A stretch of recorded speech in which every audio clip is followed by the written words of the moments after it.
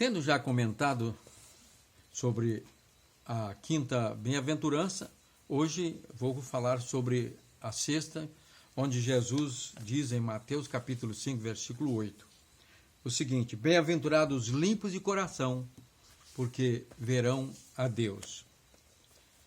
Aqui Jesus está falando da felicidade que as pessoas que têm um coração limpo desfrutam, né?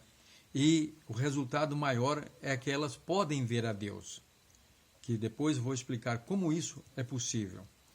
Então, mas o que quer dizer aqui coração?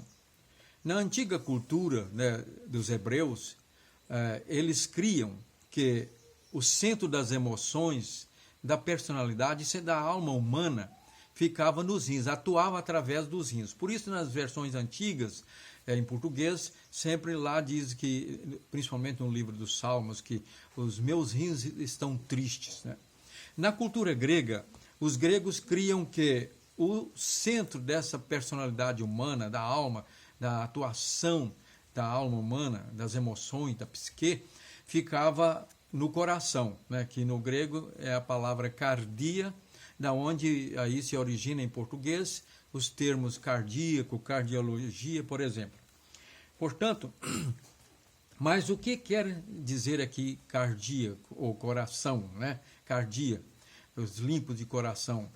Jesus, falando sobre essa questão aí, se refere à mente humana.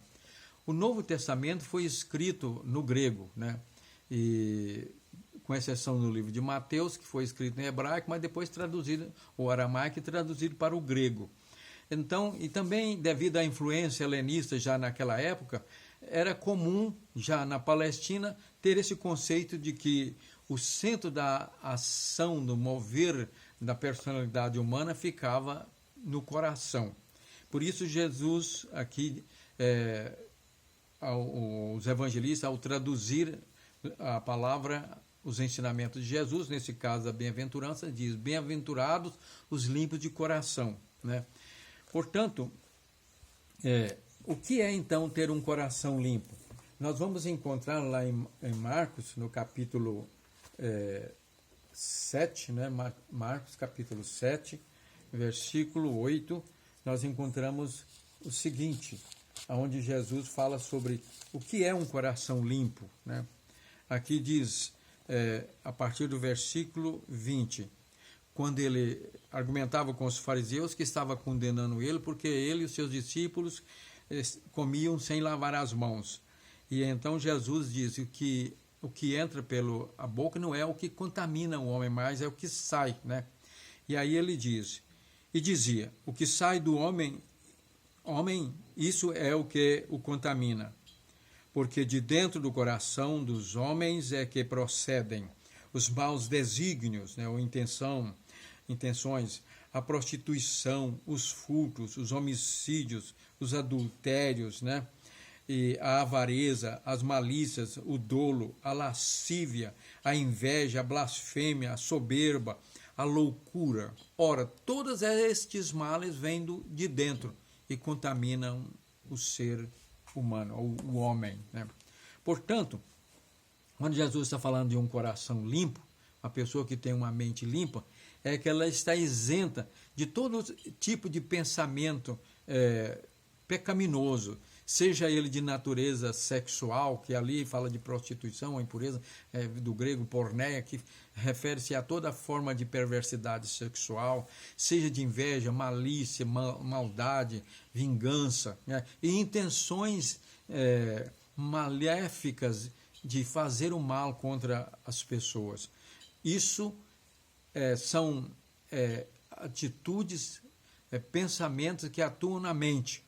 Quando a mente da pessoa está ocupada por esse tipo de pensamento, ela é uma mente impura, um coração impuro. E Deus não atua através dessa pessoa. E essa pessoa não pode perceber a presença e a graça de Deus na sua vida, porque Deus é santo e ele não compactua com o pecado. E nós vamos encontrar também, agora, Paulo fala lá em Filipenses capítulo 4, versículo 8, como é que nós podemos manter a nossa mente limpa, né? Ele ensina aqui, depois de dar alguns ensinos aos cristãos lá da cidade de Filipos, né, da igreja dos filipenses, ele diz: finalmente, irmãos, tudo que é verdadeiro, tudo que é respeitável, noutra versão diz honesto, tudo que é justo, tudo que é puro, tudo que é amável, tudo que é de boa fama, se alguma virtude há, se alguma coisa é virtuosa, né? E se algum louvor existe, é digno de elogio e de louvor, seja isso que ocupe o vosso pensamento. Então, e mais na frente ele disse, irmãos, se vocês já morreram com Cristo e ressuscitaram, então pensai nas coisas lá do alto e não nas que são aqui da terra. Então, ter uma mente limpa é ter essa mente ocupada com coisas virtuosas, coisas boas, né?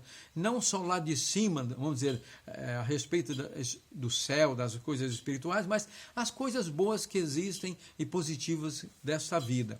E isso é muito importante, né? Porque só assim nós podemos ter uma mente pura. É claro que quando fala desses pensamentos maus, não estão falando desses pensamentos involuntários e desejos involuntários que surgem muitas vezes por influências maléficas do inimigo, né, que quer muitas vezes assediar nossas mentes. Isso vem sem o nosso consentimento e nós também não precisamos aceitá-los. Isso não é pecado. Aqui fala de mente impura, de mente que aconchega, alimenta pensamentos maus, perversos, pecaminosos e intenções malignas, né, de fazer o mal contra o próximo. Como Lutero disse certa vez, que nós não podemos impedir que os pássaros voem sobre a nossa cabeça, mas podemos impedi-los de fazer ninhos. E ele está dizendo o seguinte: nós não somos capazes de impedir que os maus pensamentos, de influências malignas, venham muitas vezes influenciar, atingir nossa mente, mas podemos impedir que eles aninhem a nossa mente e passem a influenciar as nossas atitudes e assim termos um coração mau, né, um coração impuro. Mas qual é o resultado então de ter uma mente limpa? Jesus disse: bem-aventurado, felizes os limpos de coração, porque eles verão a Deus. Mas como ver a Deus? Se Deus é Espírito, ele mesmo disse que ninguém jamais viu a Deus, a não ser aquele que de lá tinha descido, né? E João disse que ninguém jamais viu a Deus e nem é capaz de vê-lo, porque Deus é Espírito. Aqui está falando num sentido não literal, mas no sentido de ter aquela consciência da presença de Deus, de que Ele habita no seu coração. A partir do momento que a pessoa arrepende dos seus pecados e crê em Jesus Cristo, essa pessoa experimenta a experiência do novo nascimento. E o Espírito de Deus passa a habitar dentro de si, dentro de nós, né? E nós então somos guiados, movidos pelo Espírito Santo, que ilumina a nossa mente. E aí nós passamos a ver Deus atuando, ver no sentido entre aspas, Deus atuando em nossa vida, através das nossas vidas, e passamos a ver Deus também a agir na própria criação, porque Paulo diz que os atributos invisíveis de Deus, seu caráter, né, a sua natureza, podem ser percebidos através da própria criação dele, né, do universo, da natureza.